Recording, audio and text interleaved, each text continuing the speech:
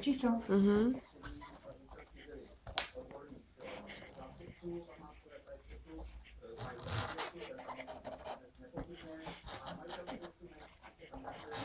No, teď ti to najdu. Předpokládám, že v tom postupu nějakému dalšímu zajištění. Teď zajištění je vysloveně provizorní a zasahuje až do ulice, takže já se domnívám, že ty stěny, které jsou třeba i trochu vychýlené, je možné setnout nějakým systémem. Ne, teď to vypadá už.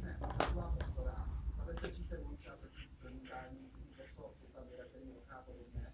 Mezi tím vznikne určitá časová prostora, kde si budeme muset pistolu a říct si teda, jakým způsobem majitel si představuje opravdu, kolik peněz do toho je, jak investovat, třeba zaplatí pojišťovna. Takže naše pravomoci sledují to, co jsme si řekli na začátku, rozhodující pravomoc, rozhodující slovo, který tady nejde odpovědná péče a samotný stavební úřad. Kdyby byl ten katastrofický scénář, kdyby třeba ty stěny byly obrovské praskliny,